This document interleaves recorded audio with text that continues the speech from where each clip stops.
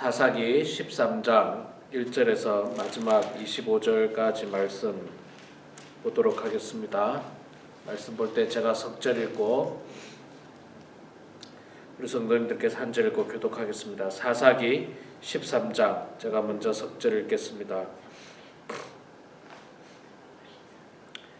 이스라엘 자손이 다시 여호와의 목전에 악을 행하였으므로 여호와께서 그들을 40년 동안 블레셋 사람의 손에 넘겨주시니라. 소라 땅에 단 지파의 가족 중에 마누아라 이름하는 자가 있더라. 그의 아내가 임신하지 못하므로 출산하지 못하더니 여호와의 사자가 그 여인에게 나타나서 그에게 이르시되 보라, 내가 본래 임신하지 못하므로 출산하지 못하였으나 이제 임신하여 아들을 낳으리니 그러므로 너는 삼가 포도주와 독주를 마시지 말며 어떤 부정한 것도 먹지 말지니라. 보라, 내가 임신하여 아들을 낳으리니 그의 머리 위에 삭도를 대지 말라. 이 아이는 태에서 나옴으로부터 하나님께 바쳐진 나실인이 됨이라. 그가 블레셋 사람의 손에서 이스라엘을 구원하기 시작하리라 하시니 이에 그 여인이 가서 그 남편에게 말하여 이르되 하나님의 사람이 내게 오셨는데 그의 모습이 하나님의 사자의 용모 같아서 심히 두려움으로 어디서부터 왔는지를 내가 묻지 못하였고 그도 자기 이름을 내게 이르지 아니하였으며 그가 내게 이르기를 보라, 내가 임신하여 아들을 낳으리니 이제 포도주와 독주를 마시지 말며 어떤 부정한 것도 먹지 말라. 이 아이는 태에서부터 그가 죽는 날까지 하나님께 바쳐진 나실인이 됨이라 하더이다 하니라. 마노아가 여호와께서 기도하여 이르되 주여 구하오나니 주께서 보내셨던 하나님의 사람을 우리에게 다시 오게 하사 우리가 그 낳은 아이에게 어떻게 할지를 우리에게 가르치게 하소서 하니 하나님이 마누아의 목소리를 들으시니라. 여인이 밭에 앉을 때에 하나님의 사자가 다시 그에게 임하였으나 그의 남편 마누아는 함께 있지 아니한지라. 여인이 급히 달려가서 그 남편에게 알리어 이르되 보소서, 전일에 내게 오셨던 그 사람이 내게 나타났나이다 하매 마누아가 일어나 아내를 따라가서 그 사람에게 이르러 그에게 묻되 당신이 이 여인에게 말씀하신 그 사람이니까 하니 이르되 내가 그러다 하니라. 마노아가 이르되 이제 당신의 말씀대로 되기를 원하나이다. 이 아이를 어떻게 기르며 우리가 그에게 어떻게 행하리까? 여호와의 사자가 마누아에게 이르되 내가 여인에게 말한 것들을 그가 다 삼가서 포도나무의 소산을 먹지 말며 포도주와 독주를 마시지 말며 어떤 부정한 것도 먹지 말고 그가 내가 그에게 명령한 것은 다 지킬 것이니라 하니라. 마누아가 여호와의 사자에게 말하되 구하옵나니 당신은 우리에게 머물러서 우리가 당신을 위하여 염소 새끼 하나를 준비하게 하소서 하니 여호와의 사자가 마누아에게 이르되 내가 비록 나를 머물게 하나 내가 내 음식을 먹지 아니하리라. 번제를 준비하려거든 마땅히 여호와께 드릴지니라 하니 이는 그가 여호와의 사자인 줄을 마누아가 알지 못함이었더라. 마누아가 또 여호와의 사자에게 말하되 당신의 이름이 무엇이니까 당신의 말씀이 이루어질 때에 우리가 당신을 존귀 여기리이다 하니 여호와의 사자가 그에게 이르되 어찌하여 내 이름을 묻느냐? 내 이름은 기묘자라 하니라. 이에 마누아가 염소 새끼와 소제물을 가져다가 바위 위에서 여호와께 드리매 이적이 일어난지라. 마누아와 그의 아내가 본즉 불꽃이 제단에서부터 하늘로 올라가는 동시에 여호와의 사자가 제단 불꽃에 휩싸여 올라간지라. 마누아의 그의 아내가 그것을 보고 그들의 얼굴을 땅에 대고 엎드리니라. 여호와의 사자가 마노아와 그의 아내에게 다시 나타나지 아니하니 마노아가 그제야 그가 여호와의 사자인 줄 알고 그의 아내에게 이르되 우리가 하나님을 보았으니 반드시 죽으리로다 하니 그의 아내가 그에게 이르되 여호와께서 우리를 죽이려 하셨더라면 우리 손에서 번제와 소제를 받지 아니하셨을 것이요 이제 모든 것을 보이지 아니하셨을 것이며 이제 이런 말씀도 우리에게 이르지 아니하셨으리다 하였더라. 그 여인이 아들을 낳음에 그의 이름을 삼손이라 하니라. 그 아이가 자라면 여호와께서 그에게 복을 주시더니 소라와 에스다올 사이 마하네단에서 여호와의 영이 그를 움직이기 시작하셨더라. 아멘. 예, 오늘 또 이 새벽에 나오신 우리 사랑하는 성도님들 모두 축복하고 환영합니다. 예, 오늘 사사기 13장 말씀 읽었습니다. 13장부터 이제 16장까지는 사사 삼손에 대한 이야기죠. 사사 삼손에 대한 이야기인데 사사 중에 제일 그 대중들에게 알려진 많은 사람들에게 알려진 사사는 삼손입니다. 삼손. 뭐 우리가 말씀을 아직 안 봤지만 삼손 하면 힘이 장사였던 사람이 이 삼손인데 자 삼손이 태어나기 전에 당시 이 이스라엘 상황과 그 다음에 삼손의 아버지와 어머니의 모습이 13장에는 나오고 있습니다.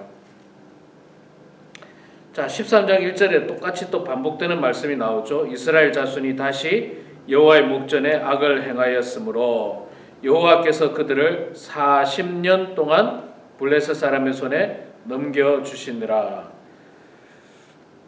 이스라엘 백성들이 또다시 하나님 앞에 악을 행했습니다. 그 악은 뭐 계속해서 반복되지만 우상을 숭배하는 범죄를 저질렀습니다. 그러니까 뭐 우리가 이렇게 반복되는 죄를 짓지 말아야 됨에도 불구하고 사실 이게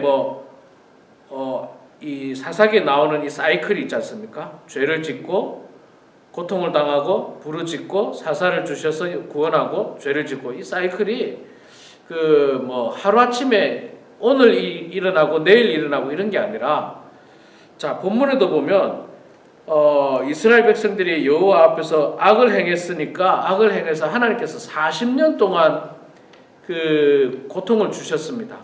40년이라는 시간이 지났어요. 그리고 그때 가서 여호와 하나님께 부르짖고 하나님께서 이스라엘에게 죄를 지으니까 고통을 주시고 40년 동안 그 다음에 부르짖고 사사를 주시고 또 여호와 목전에서 죄를 지었는데 이게 보통 몇십 년 후에 자꾸 일어나는 일들이에요. 그러니까 뭐 작년에 죄를 지었는데 올해 또 죄 짓고 이게 아니라 수십 년이 지난 후에 이런 일이 벌어지니까 이 죄라고 하는 것이 그렇습니다. 그러니까 우리가 방심하면 뭐 오늘도 죄를 짓고 내일도 죄를 지을 수 있지만 이게 10년, 20년 지나면 정말 옛날에 지은 죄를 다 망각하고 또다시 죄를 짓는 거예요. 그러니까 오늘 내가 우상숭배를 했는데 한 30년 후에 또 우상숭배를 하는 죄를 범할 수 있다는 겁니다. 시간이 지나다 보니까. 물론 그것이 시간이 지난다고 해서 용서가 되는 것은 아닙니다. 우리가 하나님 앞에 정말 짓지 말아야 하는 죄가 바로 우상숭배의 죄인데 이스라엘 백성들은 또다시 우상숭배의 죄를 짓고 하나님의 벌을 받게 됩니다. 그 벌이 40년 동안 블레셋으로부터 고통을 당하게 됩니다. 그래서 하나님께서는 이스라엘을 구원하시기 위해서 이제 새로운 사사를 불러주시는데 그 사사가 아직 태어나지 않았죠. 마노아의 아들 삼손이 태어나게 되고 오늘 본문에서는 태어나는 과정을 이야기를 해주고 있습니다. 자, 먼저 이 마노아의 아내는 아이를 낳지 못했습니다. 아이를 낳지 못해서 힘들어했죠. 지금도 그렇습니다만은 여인이 아이를 낳지 못하는 것은 대단히 좀 속상한 일이고 안타까운 일이죠. 그래서 과거에는 여인이 아이를 못 낳는 건요, 단순히 그것이 의학적으로 뭐 문제가 있어서 아이를 못 낳는다고 생각을 전혀 하지 않고 이것을 하나님의 벌로 생각했어요. 대부분의 경우는 내가 하나님 앞에 벌 받아서 아이를 못 낳는구나. 옛날에는 그렇게 생각했기 때문에 아이를 못 낳는 여인은 사실 고개도 잘 들지 못하고 다닐 정도였습니다. 고개를 들지 못하고 다닐 정도였고, 또 남편에게는 대단히 미안해하는 그런 어떤 상황이었죠. 자, 그런데 하나님의 사자, 하나님의 천사가 나타나서 그 여인에게 네가 아들을 낳을 것이다, 그렇게 이야기를 합니다. 이야기를 하고 나중에 보면 그 아이가 장차 이스라엘을 구원하게 될 것이다, 그 이야기를 다 해줍니다. 자, 처음에는 그 여인이 뭐 이게 하나님의 사자인지 뭐 누군지 몰라가지고 이제 남편에게 가서 이야기하죠. 내가 누구를 만났는데 그 사람이 나에게 아이를 낳는다 해주더라. 그리고 이제 남편이 나중에 또 이제 하나님의 사자를 만나는 그런 어떤 장면이 오늘 본문에 나오는데, 자, 하나님께서 아이를 못 낳는 여인에게 아이를 주신다는 것은 일단 그가 사사든 뭐든 관계없이 엄청난 축복이에요. 여러분, 제가 옛날에 다른 교회에 있을 때 우리 교회에 아이를 낳지 못하는 여인이 있었습니다. 제하고 이제 또래가 비슷했기 때문에 제가 뭐 이야기를 많이 들었는데 이제 의학적인 도움도 받았어요. 그런데도 아이를 못 낳는 거예요. 의학적인 도움을 받았는데.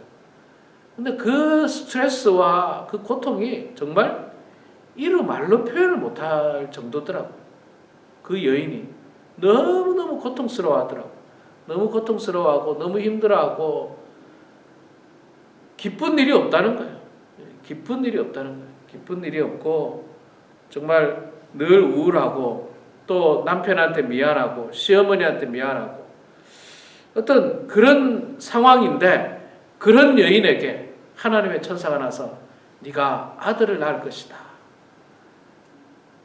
딸도 아니고 아들을 낳을 것이다. 옛날에는 아들이 최고였잖아요. 지금은 아니지만 옛날에는 아들이 귀했는데 아들을 낳을 거다라고 이야기하니까 이거는 세상에 그 어떤 축복보다도 말할 수 없는 엄청난 축복이에요. 엄청난 축복. 그리고 사실은 지금도 있잖아요. 지금도 자녀를 낳는다는 것은 하나님의 큰 축복입니다. 자녀를 낳는 것만큼 집안에 큰 경사가 없어요. 자녀를 낳는 것만큼. 그래서 자녀를 많이 낳아야 되는데 참 요즘 젊은 사람들이 결혼도 안 하려고 그러고 자녀도 안 낳으려고 그러고, 특히 대한민국은요, 정말 지금 인류학자들은, 미래학자들은 한국을 대단히 위험한 나라로 지금 생각하고 있어요. 이게 이제 점점 인구가 줄어가지고 큰 문제가 발생할 거라고, 이제 한국이 굉장히 위험한 나라, 뭐 심지어는 어떤 사람들은 50년, 60년이 지나면 한국은 나라가 점점 약해지고 없어질 수도 있다라고 하는 그런 이야기도 나오고 있는데, 어쨌든 이 자녀를 낳는 건 축복입니다. 축복이고, 또 교회도 있잖아요. 교회도 새로운 새신자, 새신자, 예수 안 믿던 사람이 예수 믿기로 결심하고 교회에 출석하는 새신자가 교회에 많아지는 것은 이 교회의 축복 가운데 이보다 더 큰 축복이 없어요. 교회에 새신자가 많아지고 그들이 예수 믿기로 결심하고 그들이 우리와 함께 손 붙들고 하나님 믿는 그 은혜가 있다면 그것만큼 기쁜 일이 없습니다. 어쨌든 이 아이를 낳지 못하는 여인에게 하나님의 사람이 와서 아들을 낳을 것이다 라고 하는 축복의 말씀을 주셨는데, 단 조건이 있습니다. 조건. 뭐 그냥 주시지만 그 아이를 어떻게 키우라 라고 하는 조건이 주어지는데, 4절에 보니까 그러므로 너는 삼가 포도주와 독주를 마시지 말며 어떤 부정한 것도 먹지 말지니라. 어떤 부정한 것도 먹지 말라. 그리고 5절에 보니까 그의 머리에 삭도를 대지 말라. 머리를 깎지 말라 하죠. 머리를 깎지 말고 그런 조건인데 그게 이제 구약 성경에 이미 약속하셨던 이야기하셨던 나실린이라고 하는 하나님의 특별히 구별된 사람을 이야기합니다. 하나님께서 특별히 구별한 사람, 하나님께서 특별히 구별한 사람을 너를 통해서 낳게 해줄 테니까 너는 그 아이에게 포도주와 독주를 마시게 하지 말고 어떤 부정한 것도 먹지 말라. 어떤 부정한 것.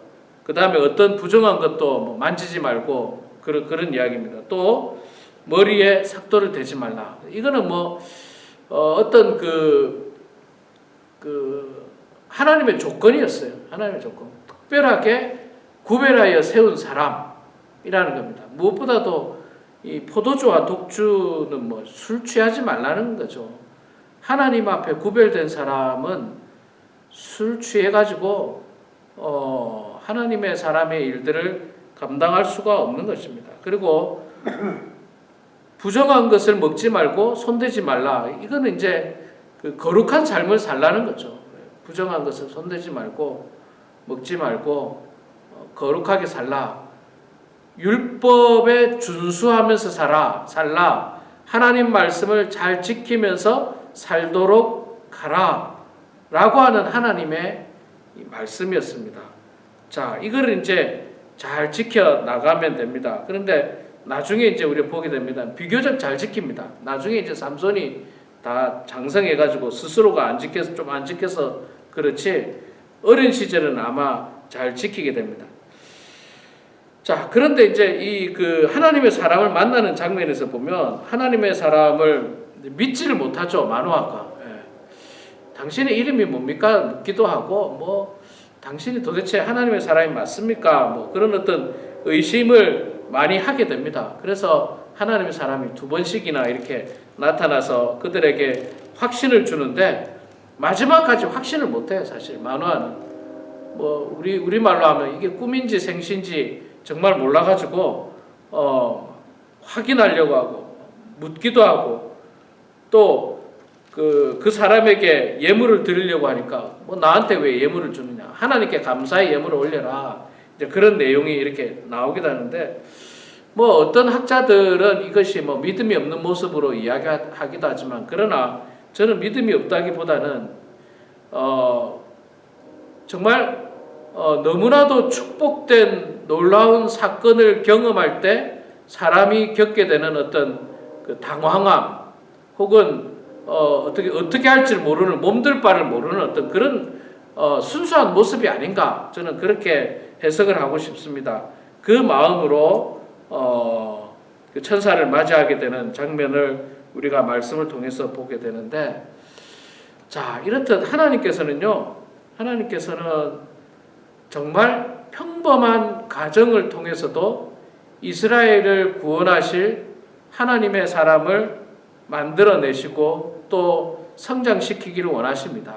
나는 아무런 특별하지도 않고 그렇다 할지라도 하나님께서는 나의 자손을 통해서 우리의 후손을 통해서도 반드시 하나님께서 그 역사를 이룬다는 사실을 우리가 오늘 말씀을 통해서 기억하면서요, 늘 하나님 앞에 겸손한 마음으로 하나님의 축복을 갈구하고 또 우리의 소망을 늘 하나님 앞에 기도하는 거예요.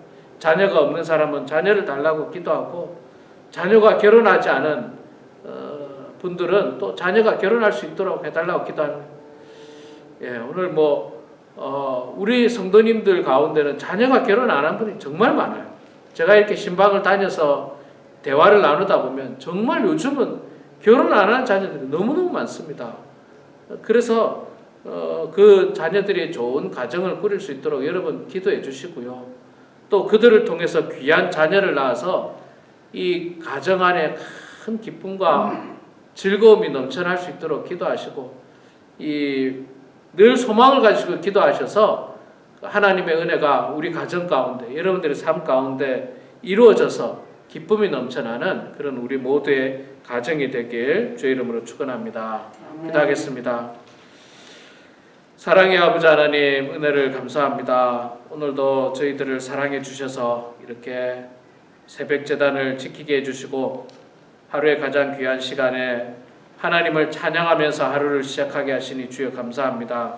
아버지 하나님, 저희들은 참으로 연약한 존재임을 고백합니다. 모든 것을 할 수 있는 것 같으나 그러나 정말 할 수 있는 것이 제한적이라는 것을 깨닫게 되고 인간의 힘으로 불가능한 일들이 많은데 그럴 때마다 늘 하나님 앞에 기도하고 또 도움을 간구하고 축복을 간구하는 저희들의 기도가 다 되게 하여 주시옵소서. 아버지 하나님, 하나님께서 저희들에게 날마다 복을 내려주시는데 저희들이 때로는 그 복을 깨닫지 못하고 의심을 하고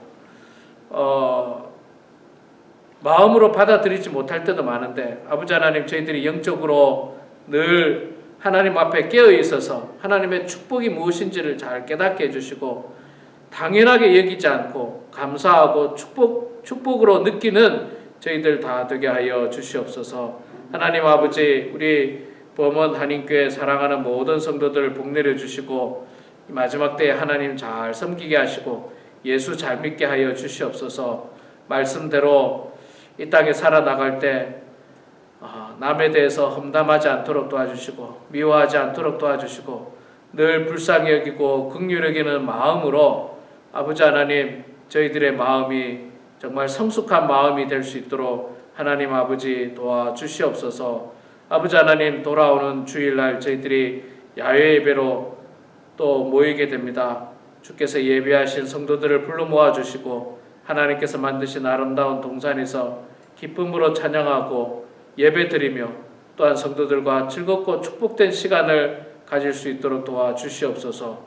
좋은 날씨 주셔서 아버지 하나님의 자연을 마음껏 찬양하는 모든 성도들 되게 하여 주시옵소서. 오늘도 겸손한 마음으로 주님 앞에 나와서 기도하는 사랑하는 성도들의 기도 소리를 들어주셔서 그 기도를 통하여 우리 교회가 든든히 서가게 하시고 우리 성도들이 든든히 서가며 우리의 가정과 우리의 자녀들이 축복받게 하여 주시고 특별히 우리 범원 하나님께 속한 사랑하는 모든 가정들마다 그 자녀들에게 하나님 복 내려 주셔서 귀한 가정을 꾸릴 수 있도록 도와주시고 축복된 자녀를 낳을 수 있도록 도와주셔서 정말 하나님의 은혜를 힘입는 그런 축복된 가정들마다 다 되게 하여 주시옵소서. 감사드리며 살아계신 예수님의 이름으로 기도드리옵나이다. 아멘.